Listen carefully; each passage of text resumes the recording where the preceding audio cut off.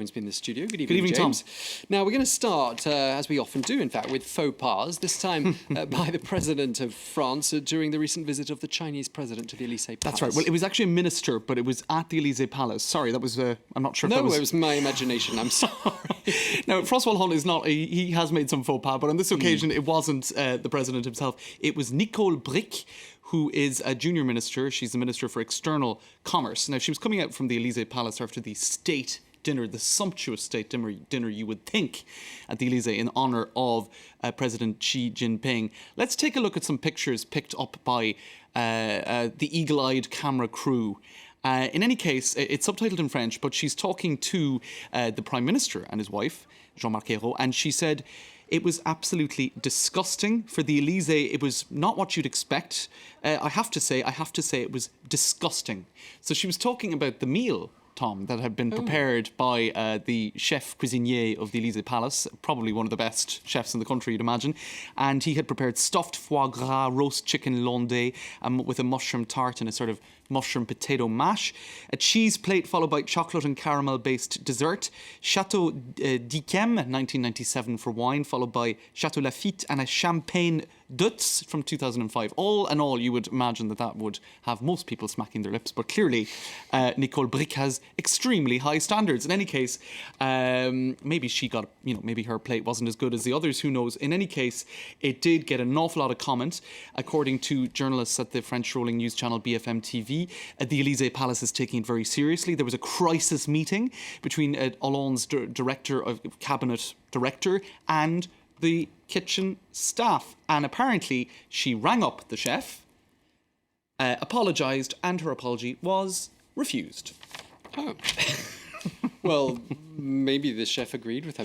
Maybe her plate was burned. Maybe or perhaps gave her indigestion. So. Who knows? Maybe so. But it is a little bit embarrassing because, of course, France is known for its excellent, traditions in terms of eating, drinking, all of that, culinary traditions. So it would be embarrassing if there was the impression that their standards had slipped for the Chinese delegation. Well, she's certainly keeping them on their toes, that's for certain. They'll think twice before another president comes to dine there. Now to the government's communication guru, who's made a little bit of a communications error also regarding President Xi Jinping's visit. That's right. This is the Director of Communications at Matignon, the Prime Minister's residence, indeed the government communications person, essentially. And he put on his Facebook page, now it was his private Facebook page, on the arrival of Xi Jinping, this particular image. Now, that is a satirical film, Tom, from, I think it's 1971, called The Chinese in Paris. Let's roll some pictures, right? Because essentially it depicts, an invasion by the Chinese army, right? Where they take over Paris and they set up HQ at Galeries Lafayette, the famous department store. Alcohol and sex are banned. Cars are towed in. It's altogether, I suppose, a little bit dated, and I'm sure that maybe some Chinese people, especially at the very top level of state, mightn't find it that funny. In any case, senior communications personnel at the Élysée Palace were shocked. He was, I think, firmly. His wrist was. Knuckles were wrapped. Knuckles were wrapped. That's the expression. Slap on the wrist. Slap on the wrist.